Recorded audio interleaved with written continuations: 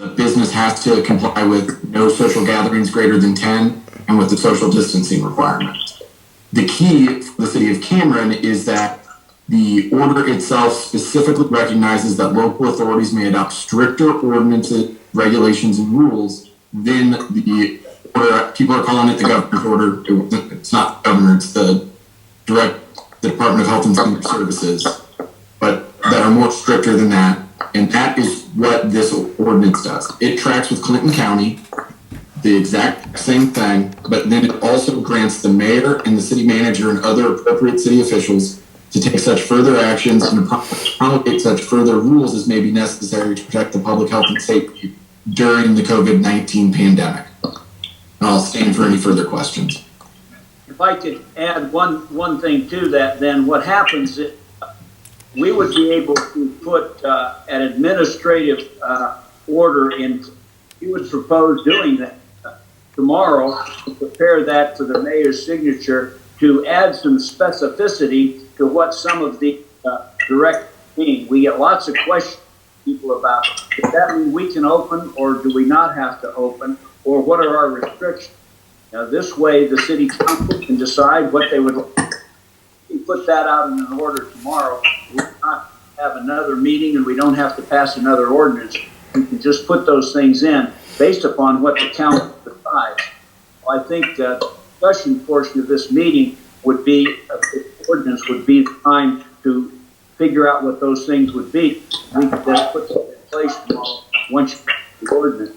And so if the mayor opens this up for more discussion, I would ask the council to give the staff their feelings about how we should do it. God, get rid of it. Is this Patrick in which we would do that to make that discussion, or do we need to on this or do it at the end? No, you can discuss it here. Pardon? You can discuss it here. Okay. How does the council feel? And I know it's an important thing to do, but I can't get rid of it. I don't know how to get rid of it. I can't. I don't know how. Well, our park and the playground equipment and those type of things closed right now because they're not abiding by it. Mayor, could you repeat those businesses? I couldn't hear what your list was.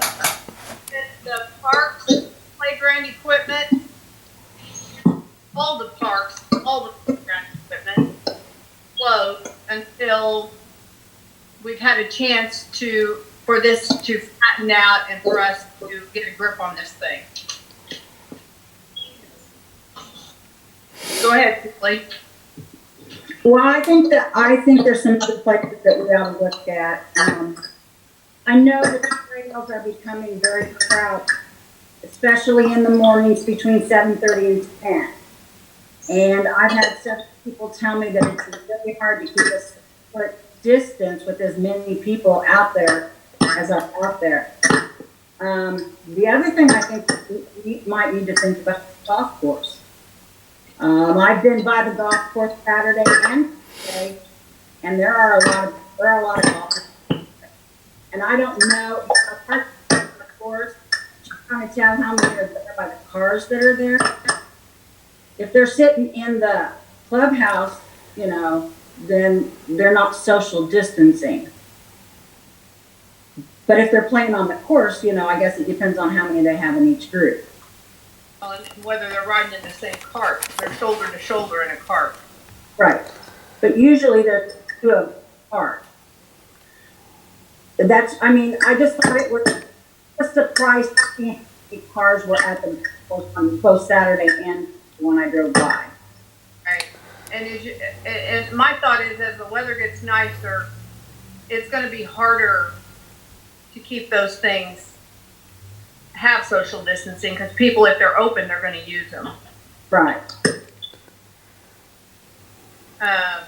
I also feel like this is really hard.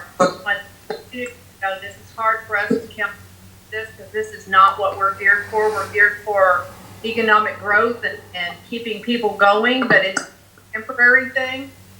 I think that for wanting guidance, that they want us to be, because they're asking questions, well, can I do this or can I not do this? I'd like to know what the other council's thoughts are.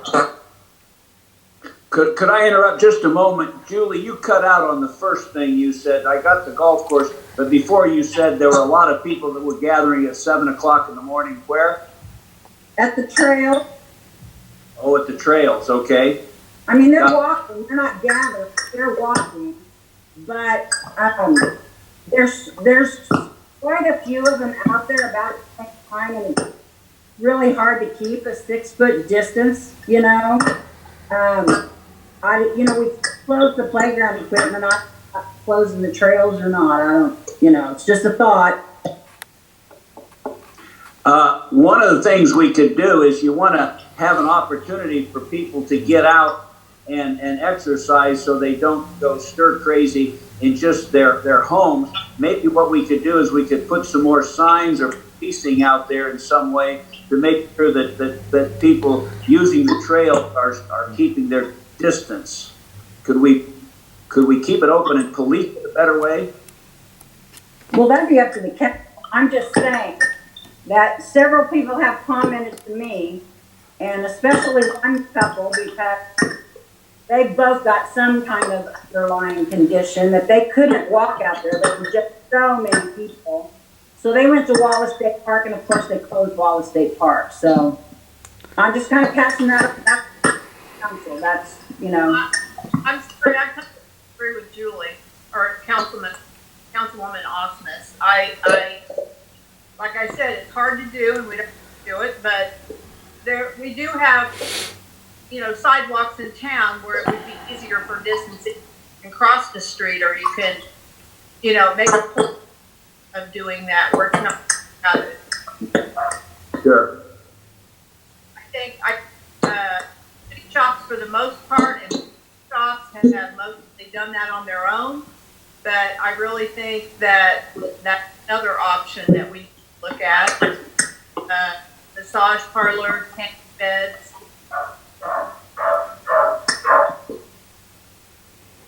Does the council have anything to say? I would agree. I think we need to be proactive because the consequences of letting this thing get in front of us are so significant. There's no question this is a hardship, but it's also public safety. Among things I'd like us to consider is maybe dental offices for emergency only, not just regular maintenance. Any workout facilities. I also wonder if we shouldn't have a discussion about the inside traffic on a lot of the C-stores, because there's almost no way to, things are so close in that environment and people are running in and out, and if they're getting lottery tickets or something, that I'm wondering if C-stores should be open for carry out and for gasoline only. Your all's thoughts? I'm not sure that a cup of coffee is an essential thing to be going in and getting, and everybody touching the cups and things like that. So, and I do know there have been some of those stores that have questioned whether that was an essential. They just don't know. They want guidance. Of course, then I kind of agree with Denny, but I have been in a couple of convenience stores, and Casey's, both south and north, and the people that are checking other people out are wearing a mask and gloves. Somebody said something about a protective barrier, but I don't see that at Casey's. But I kind of agree with him with the workout facilities and the places where you can get massages and any kind of salon. Are those really essential? I mean, I don't have nails anymore because my girl's not doing it, but. Yeah. I know some of them have been proactive and taken it on themselves. Well, and that's what I think we ought to be. I think we ought to be proactive instead of reactive. Can I ask a question? Do we know how many confirmed cases in Cameron that we have? We know of 2 at least. Do we have? I did do a rundown on that for you, and here's what we have. We have and just to show you, in Johnson County, we have 175 confirmed cases, 1 death. In our 4-county area, we have 9 confirmed cases as of this morning. Okay, but do we know how those are in Cameron? Yes, we still have 3 in Cameron, and I'm not sure how the total 9 break out, but 3 are in Cameron for sure. Well, that's not bad. No, and we want to keep it like that if we can. No, I understand it. That's exactly what we want it to go right on past us. Yeah, one of the things you were talking about, Julie, in the convenience store, is there are not barriers. You know, some places they put up the plexiglass barriers between the clerks and the customers. Maybe what we could do is we could mandate that if you're going to allow customers to come into the convenience stores, that you have to have a barrier between the clerks and the customers. If I may ask about that, I see my office is still open, and the only reason it's still open is because I put up barriers, and they're not to do. I have asked Corey if that is a safe thing to do, because I told clerks, we either putting a mask on, or the barriers up. If I was a convenience store, I would consider that I don't have barriers, have masks on. The end. Everybody's starting to wear them. I think people can start being responsible. I don't think we need to start shutting down things as far as like a convenience store. You know, we wipe everything down. So I think to allow people to feel somewhat normal, they can be responsible to themselves, either wear a mask or don't come in. Go ahead. Or we have barriers. Like, it put a barrier up before any cashier at all. And another thing that I'd like to see, and I'm sure that the large retail places would like to see, Walmart, the grocery stores, is only one person per family, unless you are a single mom and you have to take your children with you. I get that. But not whole families, not like an outing. This isn't an outing anymore. Go in, get your stuff, and get out. Yes, and I think Walmart can do that this weekend, but we can certainly put that into a directive so that everybody would do the same thing. And Walmart is starting doing it. It should not be a surprise to anybody. Right.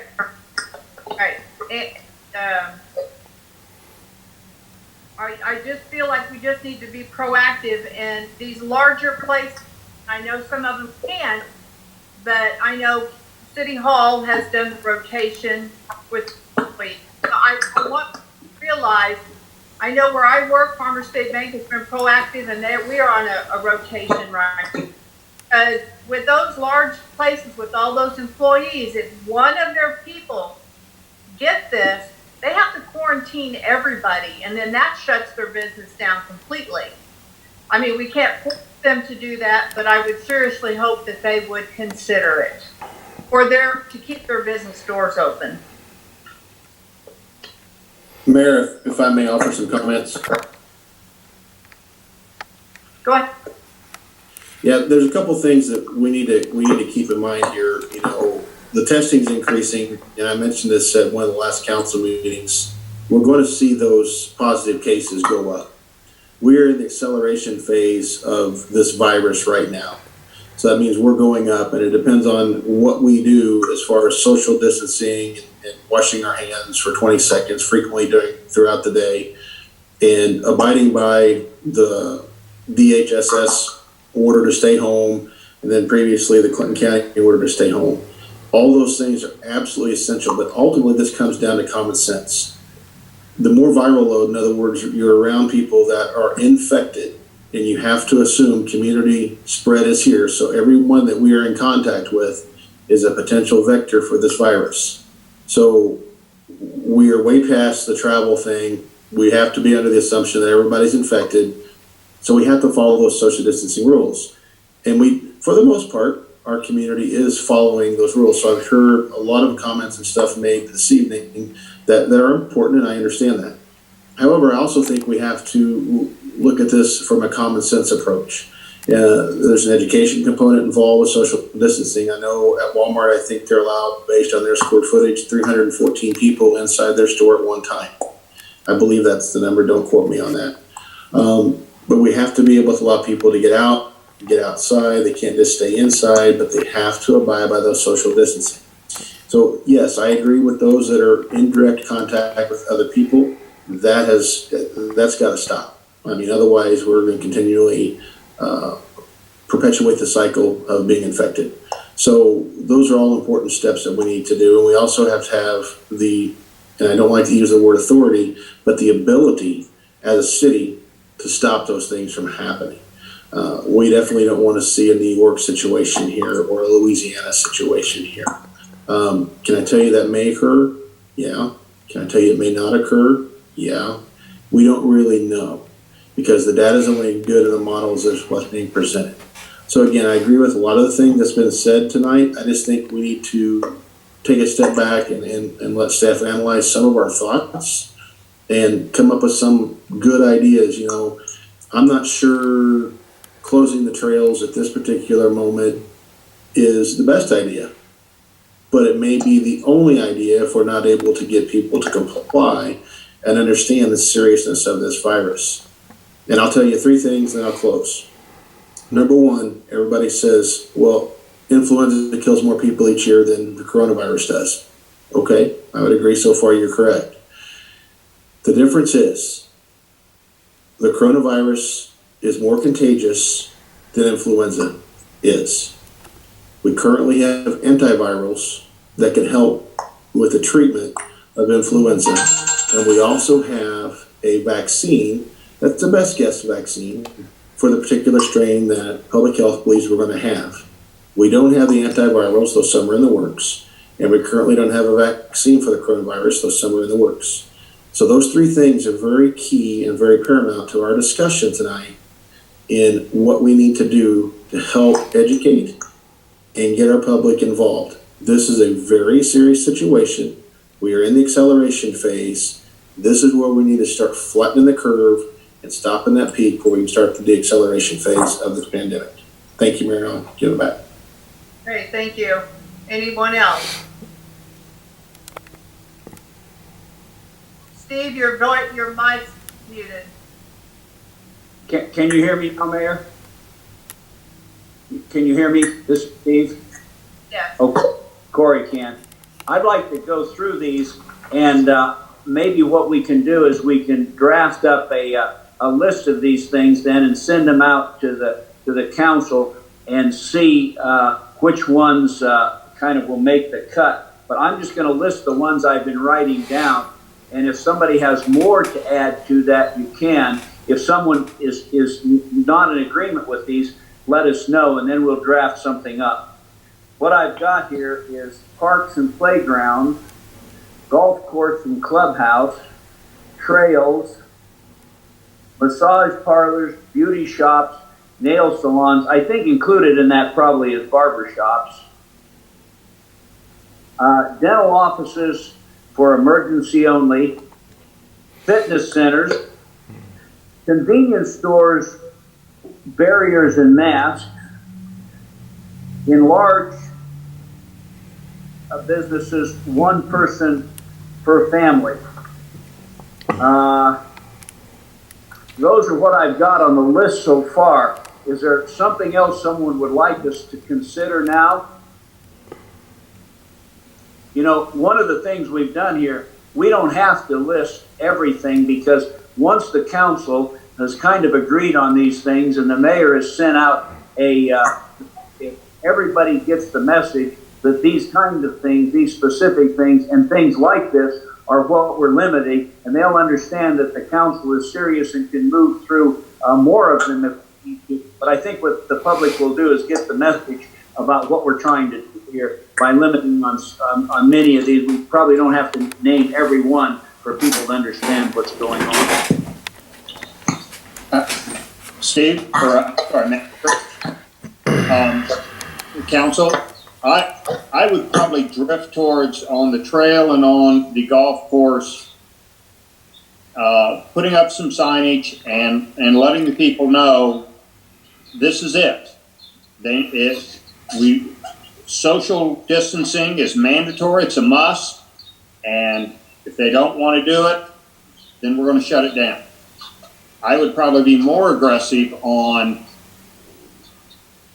the C-stores.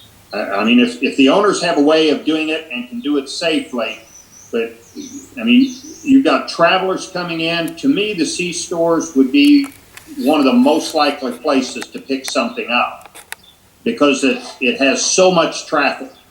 And so,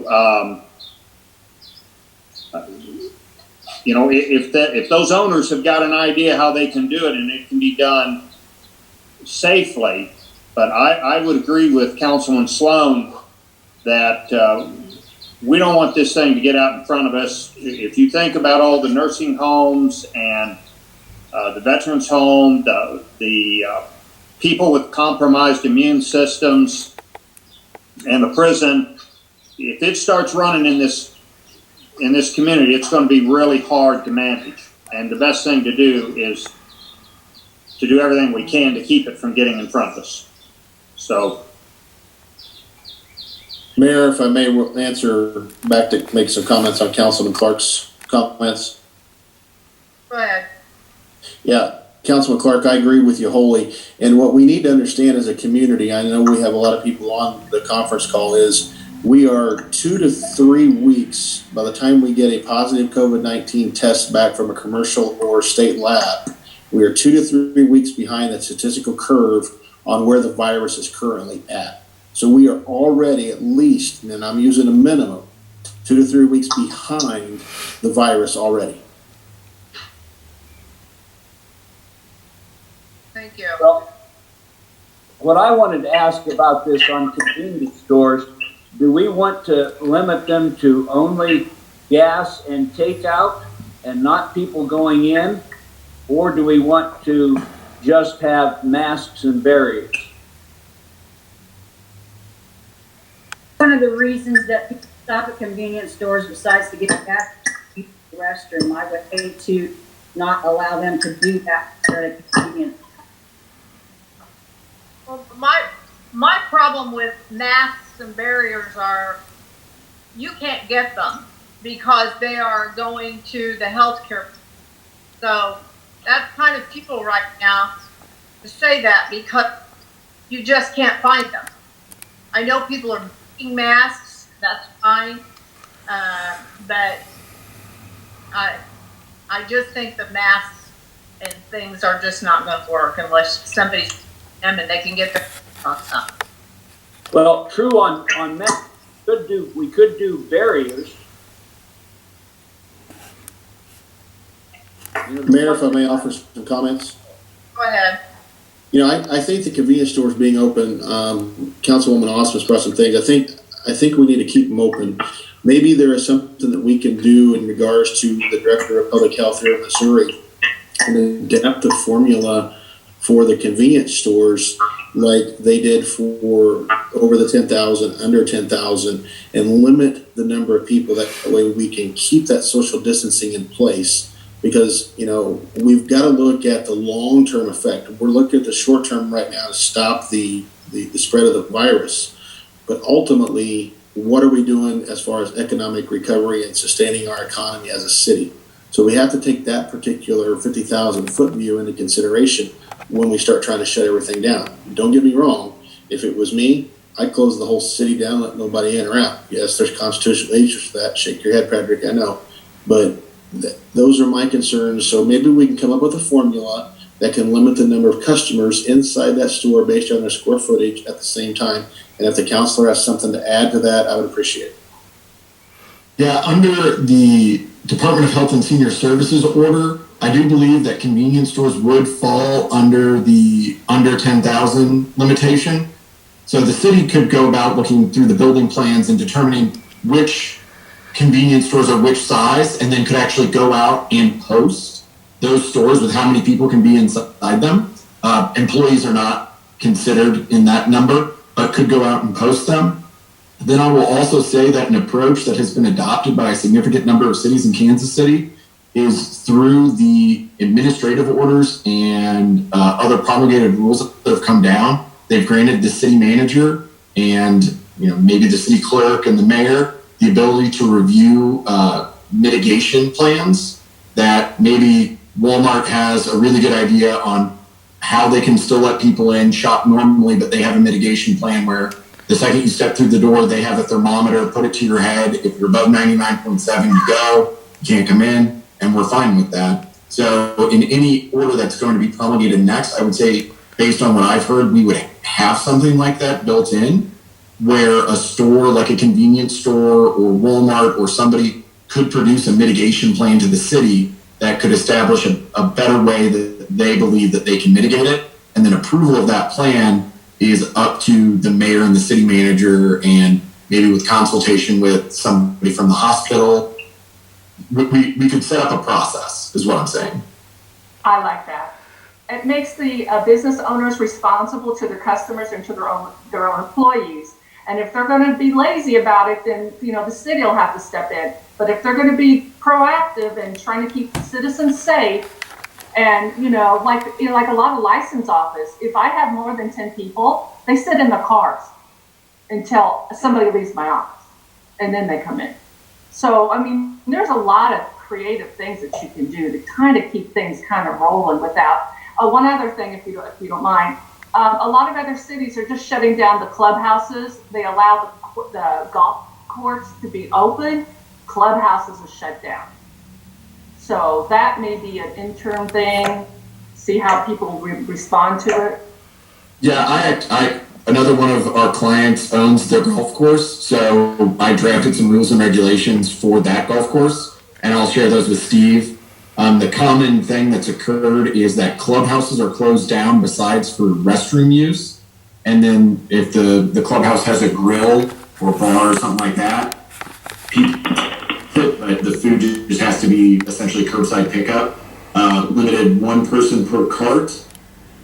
Golf holes themselves are raised, so they're not in the ground, they're actually slightly above the ground. So then people don't need to reach in and pull their ball out of the hole, the flag stick.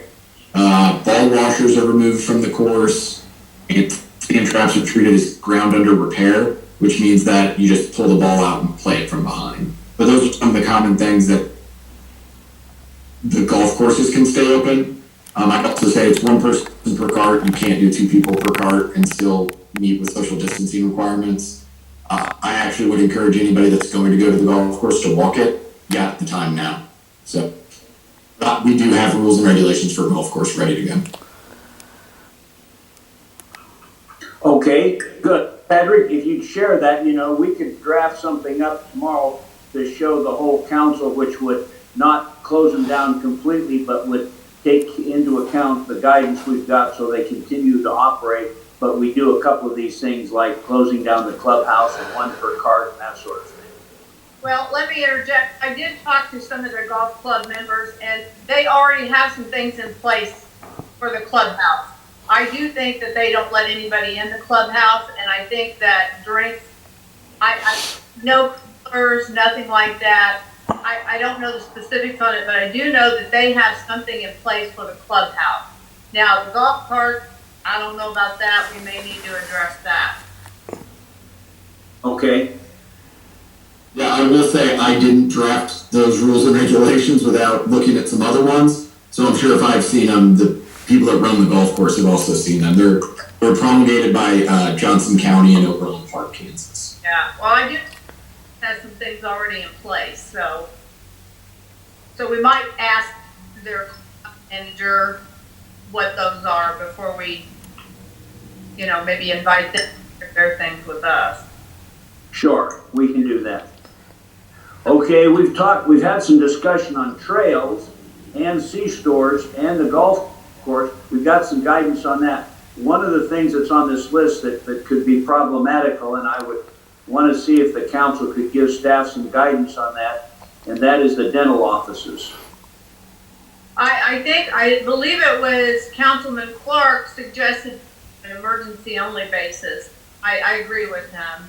I mean, like, they're in their mouth. So I think that in an emergency situation, I think that would be between the dentist and the patient. Because I wouldn't want to go if my tooth hurt. I mean, I would want it fixed. Say something. I had a dental office girl come into my office, and she said the state shut them all down, except for emergency. But I would probably, rather than, maybe we should just all of them and make sure that they are doing that. The state dental board shut them all down. Sure. Got it. We'll check. I would look into that I mean, we can do that, but just make sure they're following what their dental board is. I would like to see something posted on the door of business that are allowing numerous people to come in at once, but they have set their protection of the patrons and of their, I don't know if we can do that or not, Patrick. My associate attorney was yelling in the background, so I missed some of that.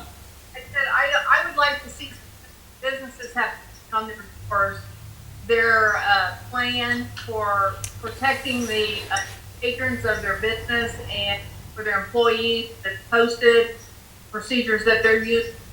Yeah, we would require that. Obviously, anything that would be submitted to the city would become a public record, and any person could file a sunshine law request and get that just generally.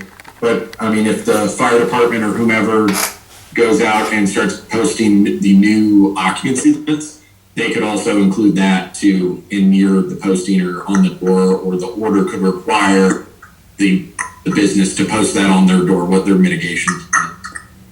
Okay. Okay. We didn't say anything about hotels. I think questions there. Does anybody have any thoughts on hotels?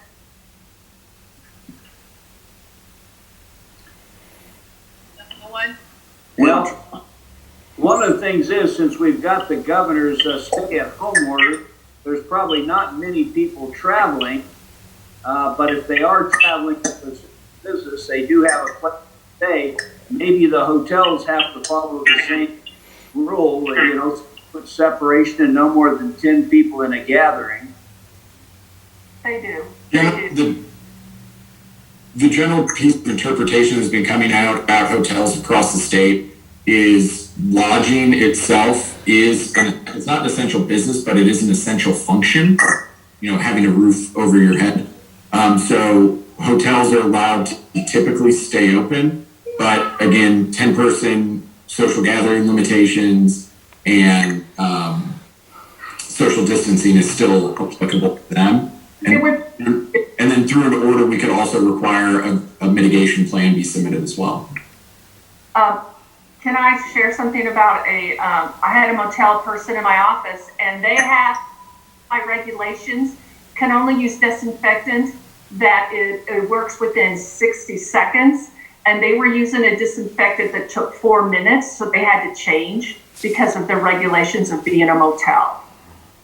So they do have criteria that they are meeting that, none of us knew about. So I know what I my office 60 seconds, so that's good.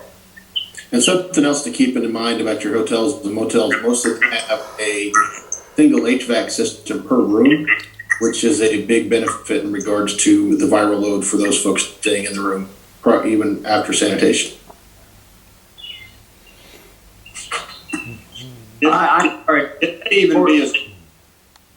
It may even be a situation, since they probably have nowhere near the amount of traffic they normally have. Perhaps they could even rotate rooms where, if they're running 25% occupancy, then that room that's rented night 1 is not rented again until night 4. Doing everything we can to try and manage the risk. Okay. Well, we will, I think we need to look at that and see what they're doing now and how well that fits the rule, and maybe they're ahead of us on that already. We'll check. Okay, if no one else has anything to say, we'll proceed to vote on this.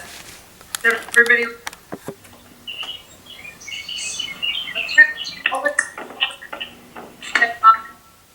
Aye.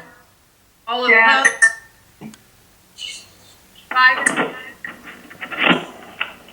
I will entertain a motion to suspend the rules and pass bill 20-15 on its second reading.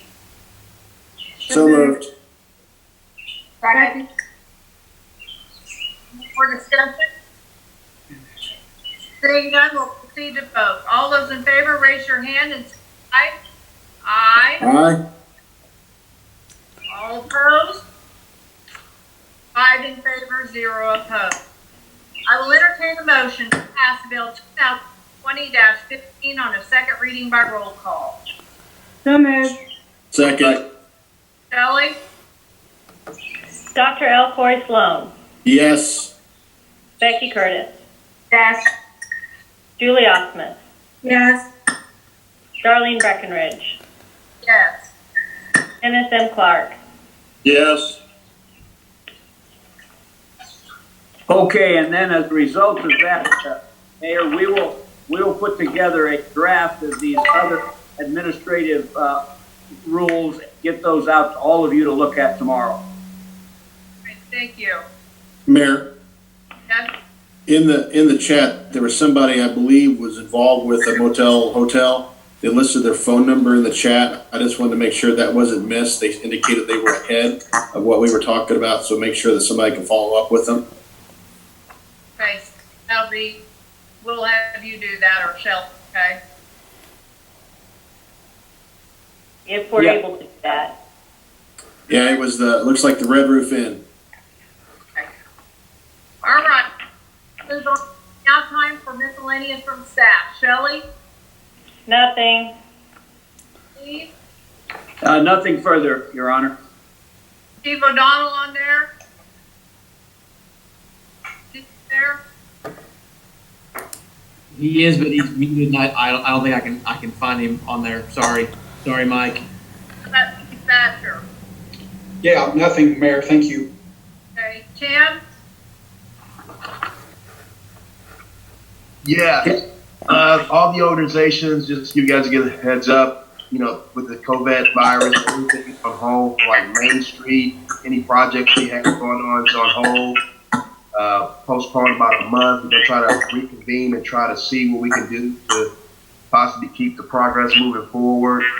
So it may come down to we possibly have to do, you know, Zoom meetings to get our business back going.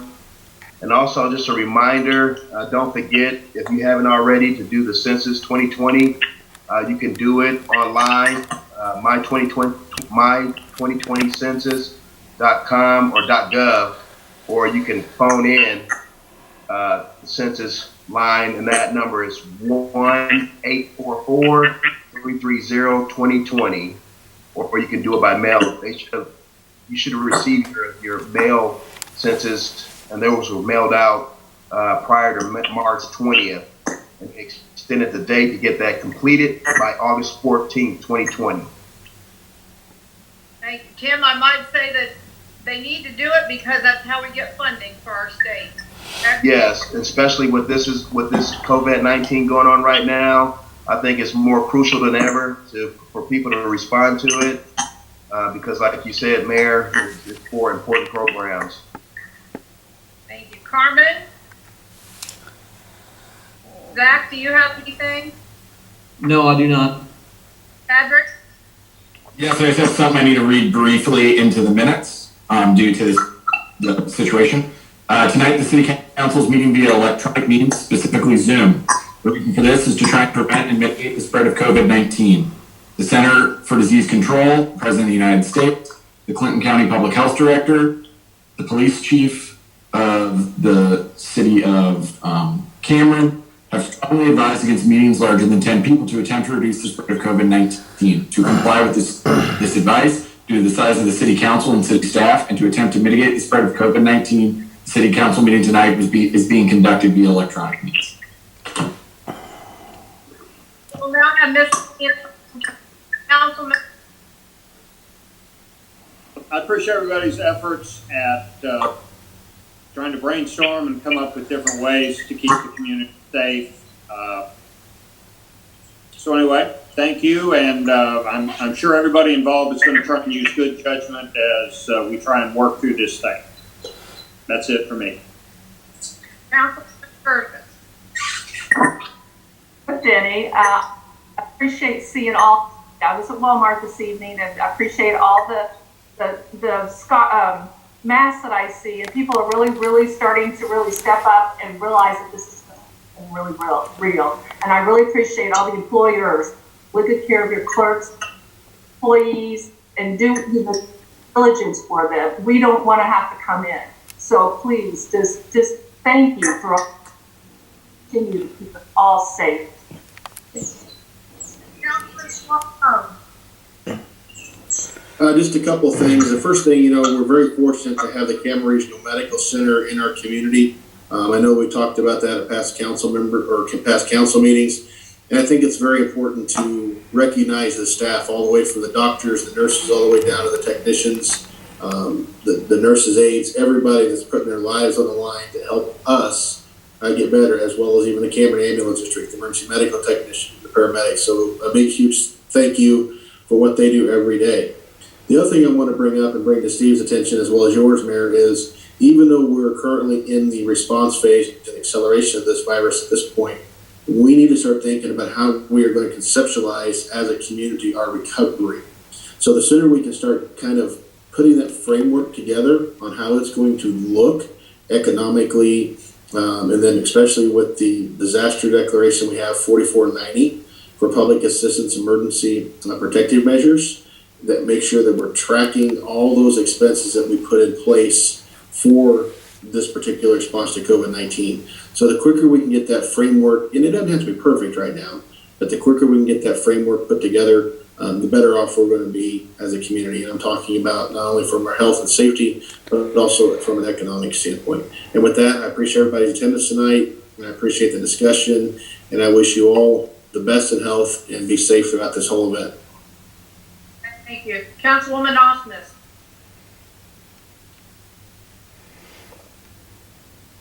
Councilwoman Osmus. Can you hear me? Yes. Okay. Well, I'm gonna move away from COVID-19, and I'm just gonna say that I don't know if you guys have been down and around that area. I'm sure everybody has, but actually paid attention to it. But that those new sidewalks and that new crosswalk at Grand and Walnut is amazing. It really looks nice, and so give a shout out to Drew. And I've already talked to him about this because I know he had something to do with that. You still there? Anyway, so those little things that we do, make Cameron look that much better, then that's what I think we ought to keep striving for. That's it. Thank you. I just want to thank everybody. I appreciate everyone in this community stepping up and doing their part to our community safe. I applaud the employers who are being proactive. This is something it's changing our lifestyle forever. I mean, it really is. We're going to have new things come about as a result of it. The city is trying to move forward and stay moving forward and doing the jobs such as the Grove 8th Street project. We do want to keep moving economically the best we can during this time. I want to thank our staff for being so proactive in what they're doing. All of our first responders, everybody who's out there battling this silent war. It's one that will forever change our lives. And I appreciate everybody coming tonight to this meeting, and I especially appreciate the council. Thank you for everything you do. I appreciate you. That being said, I will entertain a motion to adjourn the meeting. Mayor, wait. Did you get the verbiage that I sent you right before the meeting? Patrick had put something together for the executive session. I can read off the motion, Okay. and I'm speaking as the mayor here. I will entertain a motion to adjourn the regular meeting and go into the posted executive session pursuant to RSMO 610.0211 and RSMO 610.0212, and that the record be closed and the meeting adjourned from there. So moved. Second.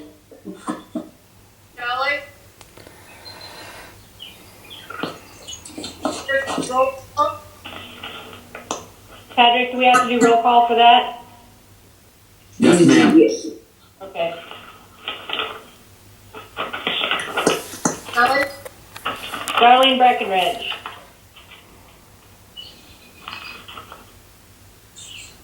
Yes. Dennis M. Clark. Yeah. Dr. L. Corey Sloan. Yes. Becky Curtis. Yes. Julie Osmus. Yes. Is adjourned in executive session. Thank you.